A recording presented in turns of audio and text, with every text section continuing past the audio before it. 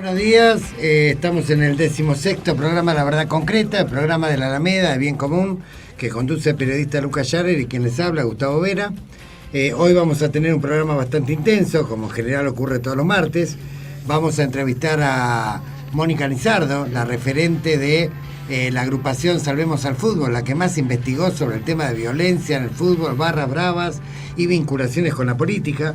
Vamos a entrevistar nuevamente a Jorge Rodríguez, el asesor clave de la ministra Garré, que después terminó denunciando a la ministra, que elaboró 235 informes en una auditoría de lo que era la situación de la Policía Federal después de que la dejó Aníbal Fernández y Néstor Valleca. 235 informes que fueron judicializados y además fueron volcados a un libro que se llama Laboratorios de Cocaína en la Ciudad de Buenos Aires, que fue impreso con distribución gratuita por la legislatura porteña. También vamos a entrevistar a el referente máximo del Partido Obrero, Jorge Altamira. Hoy se cumple el 5º aniversario del asesinato a mansalva de Mariano Ferreira por parte de patotas de la burocracia sindical, que terminó llevando preso hasta el mismísimo secretario general de la Unión Ferroviaria. Y vamos a entrevistar a una vecina de Jachal en la provincia de San Juan. Hubo un derrame de cianuro de la minera Barricol, que está produciendo consecuencias gravísimas con respecto a el abastecimiento de agua potable, y hay un pedido desesperado por parte de los vecinos.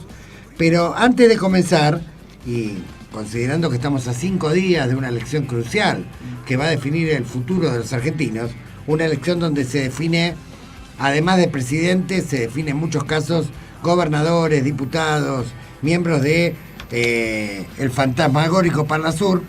Sí. Nosotros no, con respecto a la elección presidencial y con respecto a los 3 candidatos que se disputan con más chance la posibilidad de acceder a la presidencia, la verdad que no hay mucha diferencia cualitativa desde el punto de vista programática, tantos entre unos como otros.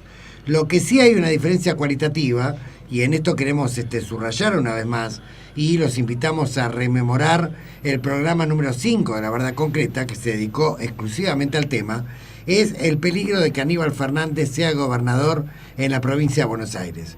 Ciertamente es un peligro bastante grande, porque implicaría llevar a la provincia de Buenos Aires al camino de la mexicanización.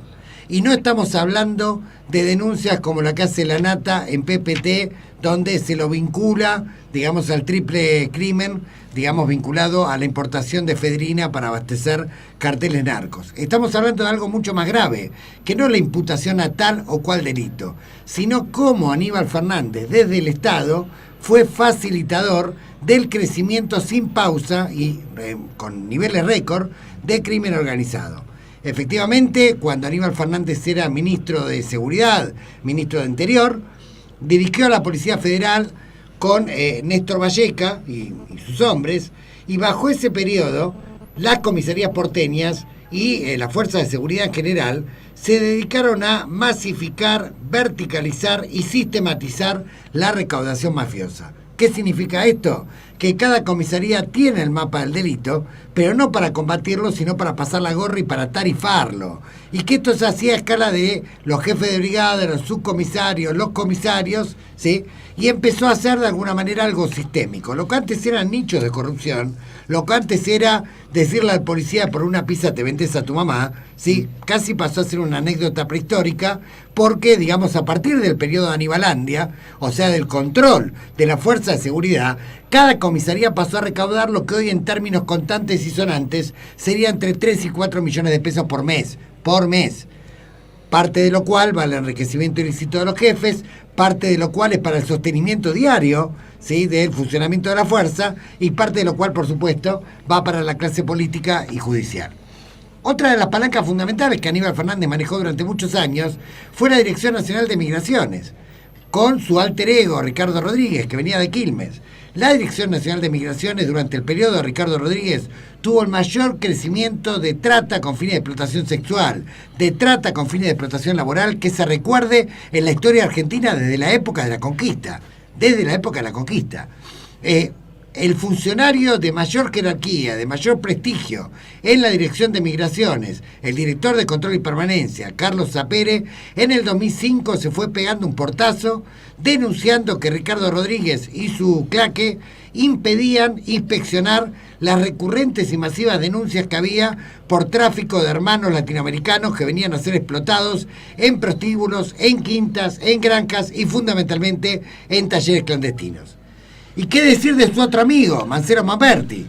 Un hombre clave en la Inspección General de Justicia después de que Nielsen es desplazado de la Inspección General de Justicia, periodo bajo el cual, el periodo de Mamberti, creció sin pausa sociedades anónimas de todo tipo que como muñecas rusas que uno va sacando, uno nunca encuentra al final del camino. Sociedades offshore, sociedades anónimas, un festival de lavado de dinero que hizo que el Grupo de Acción Financiera Internacional, el organismo que agrupa a 160 países que se comprometieron a luchar contra el lavado de dinero, el Gafi estuvo por expulsarnos concretamente de ese organismo por incumplir prácticamente todas las normas que tenían que ver con el combate del lavado de dinero. Aníbal Fernández fue el autor de la ley antiterrorista, que no se hizo para perseguir a los lavadores de dinero, sino para criminalizar las protestas de las organizaciones sociales. Tuvo un rol clave en el asesinato de Costec y Santillán. Los audios de archivo no dejan mentir.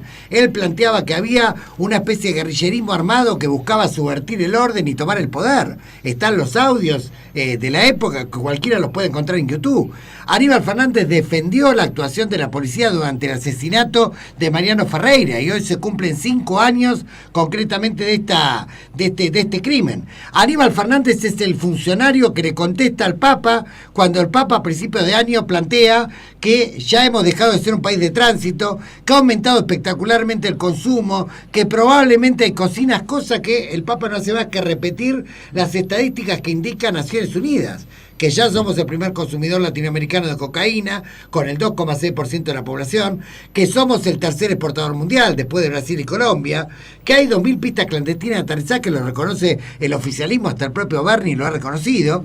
Sin embargo, Aníbal Fernández fue el único funcionario que salió concretamente a desmentir al Papa y a decir que simplemente éramos un país de tránsito, prácticamente inofensivo. Aníbal Fernández es el mismo que propone la despenalización de todo tipo de droga, no de drogas blandas, de todo tipo de droga, sin especificar ni siquiera cantidades. Aníbal Fernández es el que planteó, en algún momento sugirió, que el trabajo esclavo en realidad tenía que ver con pautas culturales e idiosincrasias de pueblos originarios, y Aníbal Fernández es el mismo que ha planteado en algún momento que la prostitución era un trabajo. ¿Se entiende? O sea, no estamos hablando del triple crimen, no estamos hablando de una imputación que pudo armar Estiuso con la nata, sino que estamos hablando de algo bien concreto. Aníbal Fernández es el que aceitó a este Estado para que facilite el ingreso y la penetración del crimen organizado, con el cual a su turno los funcionarios del Estado se enriquecieron y se convirtieron en este capitalismo de amigos que hemos tenido en esta década ganada. Ganada por el narcotráfico, ganada por las mafias, ganada por la desindustrialización y bueno, sin duda, de cualquiera de los que sean electos presidentes se puede volver en un régimen democrático. De lo que no se puede volver es de una narcocracia. Y a donde nos lleva claramente Aníbal Fernández, si es gobernador, y si además rápidamente vuelve a reeditar lo que ya hizo a cargo de estos ministerios, es el camino hacia una mexicanización, el camino hacia una narcocracia, y esto lleva a más violencia, esto lleva a más desesperación, esto lleva a una situación concreta de gravedad, digamos, para los jóvenes que hoy no tienen trabajo estable, no tienen perspectiva, no tienen sentido existencial a su vida, y donde la droga se está haciendo un caldo de cultivo, y por eso yo les pido muy encarecidamente a nuestros oyentes que vean El Reino de Anibalandia. Hemos escrito en nuestro blog, laalameda.org, el programa número 5, La Verdad Concreta, que lo pueden encontrar en YouTube. Ahí tienen referencias, ahí hablan los testigos, ahí tienen las causas judiciales, en qué juzgados están presentadas. Varias de las causas avanzaron a mitad de camino. Por ejemplo, en el periodo de Néstor Valleca hubo un desplazamiento de 78 comisarios. 78 comisarios por cobrar coima en prostíbulos y por proteger crimen organizado. Es decir, no estamos hablando de pavadas, no estamos hablando hablando de chumerío, no estamos hablando de carpeta sucia. A este hombre lo venimos denunciando hace muchísimos años, lo conocemos muy bien, y junto con Estiuso podemos decir que son los dos cerebros que han facilitado el crecimiento del crimen organizado en la Argentina.